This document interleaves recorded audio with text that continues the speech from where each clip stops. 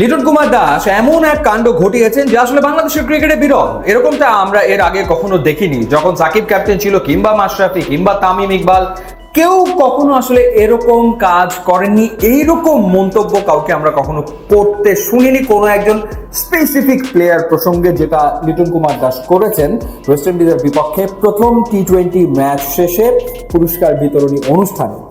তিনি বলেছেন যে শামীম পাটোয়ারি আসলে সবসময় যেভাবে গিয়ে ব্যাটিং এনজয় করতে চায় সেটা আসলে চলে না, অর্থাৎ দায়িত্ব নিতে হবে, এরকম মন্তব্য তিনি করেছেন।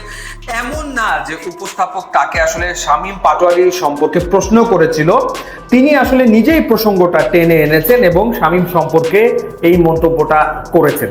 তো এই মন্তব্যটা করার পর থেকেই বিষয়টা নিয়ে আলোচনা চলমান দেশের ক্রিকেটে, যে লিটন আসলে কাজটা ঠিক করলেন কিনা।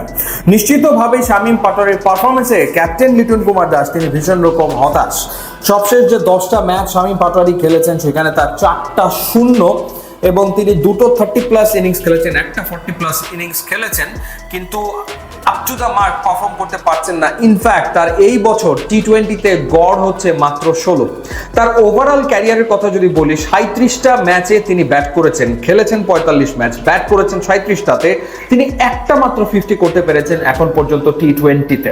সুতরাং সেই ক্ষেত্রে তার পারফরমেন্স প্রশ্নবিদ্ধ এবং তার দলে থাকাটাও প্রশ্নবিদ্ধ। এখন কথা হচ্ছে যে লিটন কুমার দাস তিনি যে হতাশা ব্যক্ত করলেন শামীমকে নিয়ে, তার মানে কি দাঁড়ায় যে আসলে তিনি একাদশে শামীম পাটোয়ারিকে ওয়েস্ট ইন্ডিজের বিপক্ষে এই সিরিজের প্রথম ম্যাচে চাইছিলেন না, অর্থাৎ ক্যাপ্টেন না চাওয়ার পর জোর করে ম্যানেজমেন্টের দিক থেকে শামীমকে একাদশে একরকম চাপিয়ে দেওয়া হয়েছে? বিষয়টা কি তাই?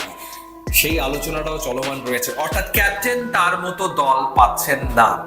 ক্যাপ্টেন যদি তার মতো দল পেতেন তাহলে তিনি তার দলের কোনো ক্রিকেটার সম্পর্কে এরকম মন্তব্য কখনোই করতেন না। যেহেতু তিনি এইরকম মন্তব্য সরাসরি করেছেন এবং যার প্রেক্ষিতে পরবর্তীতে শুনলাম যে শামীম পাটোয়ারি নাকি লিটন কুমার দাসকে ইনস্টাগ্রামে আনফলো করেছেন, এরকম ঘটনা ঘটেছে।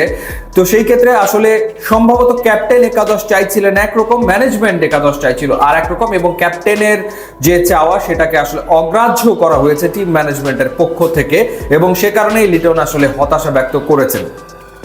সিদ্ধান্তগুলো আসলে নিচ্ছে তাহলে কারা? ক্যাপ্টেনের কল খুবই গুরুত্বপূর্ণ, ডেফিনেটলি কোনো সন্দেহ নাই, কিন্তু একাদশ গড়ার ক্ষেত্রে কোচ ভূমিকা রাখেন। এখন বাংলাদেশের কোচ ফিল সিমন্স রয়েছেন এবং সালাউদ্দিন ভাই রয়েছেন, এবং দুজনই বেশ প্রভাব বিস্তার করেন। স্পেশালি সালাউদ্দিন ভাইয়ের প্রভাব বিস্তার নিয়ে ঢের আলোচনা আছে এবং সমালোচনাও রয়েছে।